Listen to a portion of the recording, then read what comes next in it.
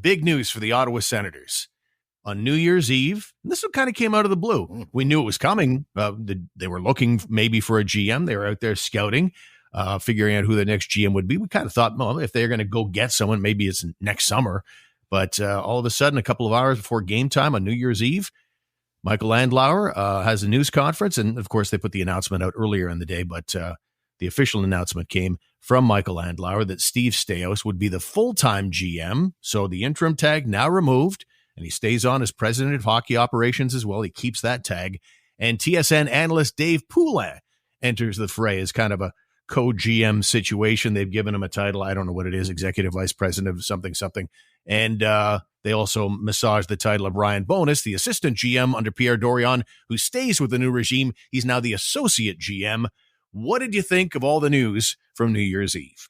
Well, first, as you said, really a shock coming out of nowhere. Yes, we expected some type of an announcement on the GM front at some point, but I was really, really surprised that there was no rumors, no talk, like nobody. I never heard Dave Poulin's name mentioned in any way, shape, or form for any job with any team until boom, he's hired. I don't have a problem with the hiring. I think it's great. The man's got experience at all levels of pro. At a lot of different spots within organizations too. He's been a GM in the American League. He coached in NCAA hockey. He's been an executive with the Leafs. I don't have a problem with that scouting, but he was also scouting background. I think he started scouting way back. Who was it? Was it Anaheim? Maybe I want to say. It was, yeah. The year, in fact, it was a couple of years, and it was the year that they beat the Sens in the Stanley Cup. Finally, kind of joked about that. This is a good, smart hire, as far as I'm concerned. I guess I'm surprised more or less by the removal of the interim tag with Staios. I don't think so that he's going to remain in the GM role. I really think they're now grooming Bowness. And I can see it more like Staios does it for the rest of this season, maybe next season, and then boom, Ryan Bowness is in there. I can see that happening. I think maybe that's probably the long range look at things. So then you've got 3, 4. They're talking about a 2-headed monster. That to me seems more like a 3 or a 4-headed monster down the road. I look at it more like the Kevin Lowe arrangement that was in Edmonton. I certainly hope for Sens fans' sake that Steve Staios has more success than Kevin Lowe did in Edmonton. But, sometimes Lowe would be the GM and then he'd get bumped upstairs so someone else could be the GM. I think he's going to ride this to see how it goes. And if it does start to go sideways and the Wolves are at the door, then I think he's got that option to bump himself upstairs and keep that other title. He is the president of hockey operations, and he is the guy that is at the top of the food chain.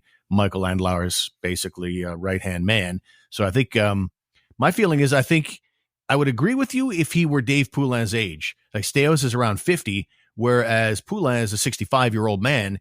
And if Staios were 65 and he'd had a chance to be a GM in the league before, then maybe, okay, I can see this being really short term. But I think Staios, I was going to say horny to be a GM. That's not appropriate. I think he's excited to be a general manager in the league. Hasn't had a chance to be that yet.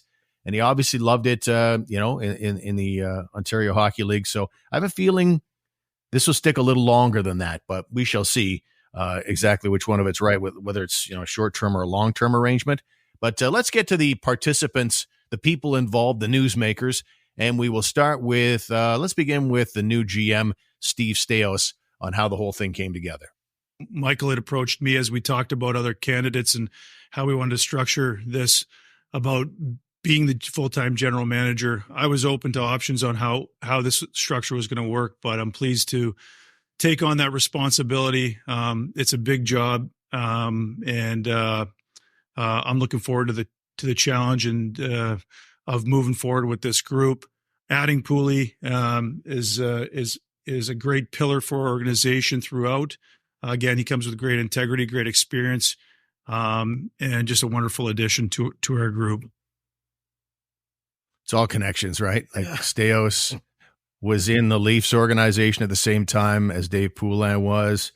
And of course, Staios and Andlauer, we know that connection well. Andlauer has known Dave Poulin for 14 years because they were together on the American Hockey League's executive board with Andlauer and the Bulldogs in the AHL version of them. And of course, Dave Poulin was involved with the Marlies. It's just all connections that make the NHL world go round, doesn't it? True. Bang on. One other thing I found interesting here, though, is that normally the general manager would be at one level, then maybe the executive vice president, then the president, right? So in this case, the VP would be above the GM, but the GM is actually the VP's boss, right? I'm getting this right? Like the president, then you got a vice president, but then the president's also the GM. That's kind of weird, isn't it? I don't know. Seems weird to me anyway. Yeah, I think that I think right now Staios is the He's number the boss. one man in charge Yeah. and the number two man in charge. Then you come in with Poulin at 3, and then finally Ryan Bowness as the associate GM coming in at 4, technically 3, because you can only be one man at the end of the day. Anyway, so that's I think that's a terrific hire. I think that, I mean, it's hard to know because it's worked elsewhere at other levels. It's something that we haven't seen before. And I think Staios is a class individual. He's really well regarded around the league and seems to have a good head on his shoulders. But until you've done something before, you just don't know for sure if you're going to be a GM. And that's been kind of the thing with this team under the Melnick years, where I think that he'd go after the guy without experience because so often he's inexpensive. So that's the one small concern, that he hasn't done it before, but you got to cut your teeth somewhere. And as we move to Dave Poulin, what an asset. As Staios kind of learns on the NHL job, like you said earlier, Poulin has done everything at every level, and I couldn't imagine a better communicator. Like I was listening to that news conference. Oh yeah. And when Poulin's turn to speak came along, I was like, whoosh. When was the last time someone, and I don't want to speak ill of anybody, but like that, to have a communicator behind the microphone, in a higher up position with the Ottawa Senators, what a treat. And the attempt was made. Let's not fully disparage Mr. Melnick. He made an attempt at a two-headed monster of his own, the dual Pierres, the dueling Pierres, as it turned out. I think Pierre Dorion had no say in that whatsoever, and it didn't work. But an attempt was made there. And really, it was the same sort of thing as this. You have Dorion's here, then Pierre Maguire, and then Dorion had the position under that too. So in the same sort of scenario there. That didn't work because they really weren't, I don't think either one of them wanted to be involved with the other one. In this case, I think everybody gets along. Everybody knows each other, has familiarity with each other, and they're all on the same page. Let's face it. I don't think that Dave Poulin has come in here to take a VP job thinking I want to be the president, right? And you don't have to worry about the GM wanting to take your job as the VP because he's already above you as the president. So nobody's knifing anybody or trying to take over anybody else's job. And Dave Poulin, as you said, just brings it's a breath of fresh air. It's some class. It's some professionalism. They talk about wanting to be first in class. Well, that shows it right there. As you said, that press conference from Poulin was top notch. And I think if you got a bit of a clip to play from it there, Steve, I think this is a unique opportunity for me. I've had a different seat for the last 10 years. I've got to watch hockey in a very objective view. And I wasn't tied to a team. I wasn't tied to a group. I wasn't tied to wins and losses. I simply watched and commented and thought about the game and saw the way different teams were built and saw what was successful and what wasn't successful. And it added a piece, I feel, that really helped all the other pieces I had, the playing piece, the coaching piece, the managing piece, the fan piece that I'll never lose. And when this opportunity came, I felt it's a chance to be a part of something really special here in Ottawa. And this is a talented young group. They are young, and there have been many challenges for them this year, but I believe the future is incredibly bright from both an individual standpoint and a team structure standpoint. And the two gentlemen I'm sitting with have done it right at different levels of the hockey world. They've won at different levels of the hockey world, and I believe we'll win at this level. But just really, really happy to be a part of it. I do have a strong tie to the Ottawa area. Both my parents were from here. I spent all my time here as a youth in the West End and have remained close to people in Ottawa, still have family here. So it feels good. feels very good to be joining the group. So there's Dave Poulin joining the Ottawa Senators. That's something I didn't know about him. I didn't know that he had ties to Ottawa. I didn't know his parents were from here, and he did a good chunk of his growing up here. I had no idea. That's the first I've ever heard of that. I mean, wow. Yeah. But hey, added bonus, right? It's always nice when there's people running the show here who know the market, who know the city, who can say the right things at the right times on radio and TV and whatever media format they're in, right? If you know your area and you speak from the heart, and I there's a lot of markets in a lot of different sports that will say the same thing, but Ottawa really is a unique market in many ways, not the least of which is it's probably the biggest small town in the country. I say that with love, right? It's I don't say that as an insult. It's the biggest small town in the country, and then you add in the whole river and cross the river, and you've got all of Gatineau to take in. It's a whole totally different, unique market within the NHL and within compared to other sports. And the more people you have who understand that and know the market, the better. Poulin even got loose a little bit in the news conference when asked about priorities or what he thinks of the club. And I was even thinking that these guys are so honest and forthright and good people that they might even have to, I could see them even dialing back a little bit because, you don't want to give too much away or anyway, what he had to say was, he talked about some of the issues that at least he hinted at it about, why the Sens have kind of gone sideways, in that he talked about roster construction. He said, sometimes you think you have all the best pieces in the world, but those pieces don't necessarily come together on the ice. And the other part he talked about was, the wild momentum swings in the course of an 82 game season, that this club maybe has to learn how to deal with those. And, those aren't wild, crazy thoughts or anything like that, but it's got me to thinking about, maybe sometimes they'll be too engaging with the media and maybe giving away more than they want to. But would you agree with that assessment, those 2 points that he made? Yeah, I would. I agree with that. We've talked about the roster here a lot over the years, obviously. Yeah. And if they are missing something, and I'm pretty sure I've said this before, I know I've said it to you, but whether it got recorded or not, I don't know. But the idea of the placeholders, Pierre Dorion, God love him, had the right idea that he just never got the right guys, right? He knew that you had to have veteran presence, leadership.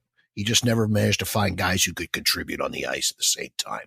I still think that's what this roster is missing. This roster is missing a couple more guys who are a little older, who've been around, who know the game, who know the league.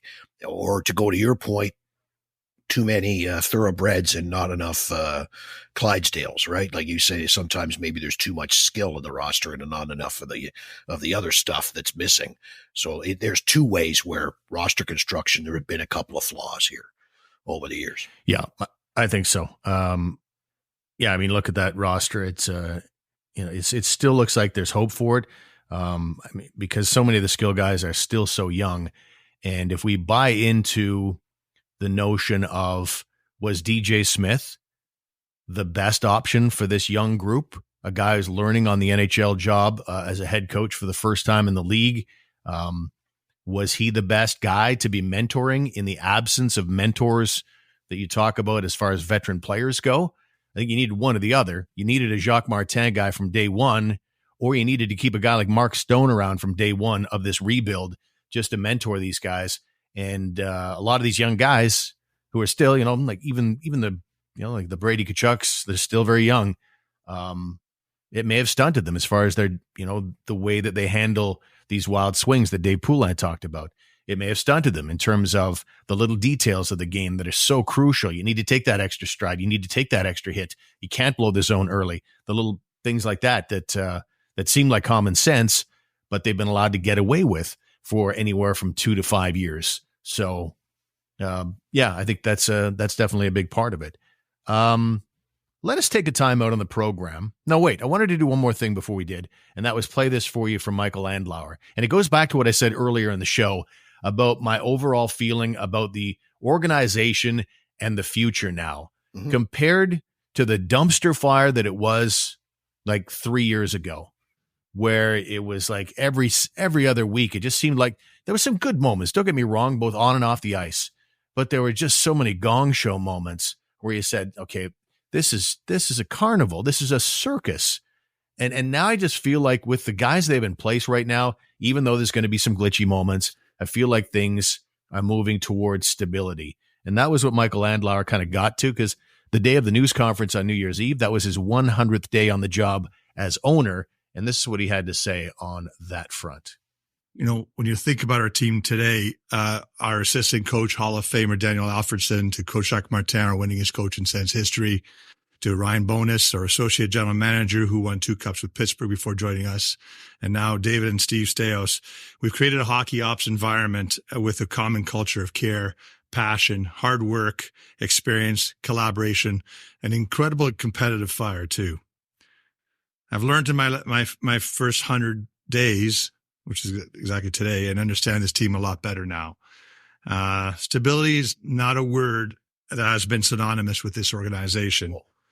So my New Year's resolution as we enter 2024 would be to make stability part of our fans' vocabulary for years to come. Yeah. Stability has not been a word that's been used around here a lot. Yeah. We agree, Mike. Wow. Yeah. A penchant for the understatement right there.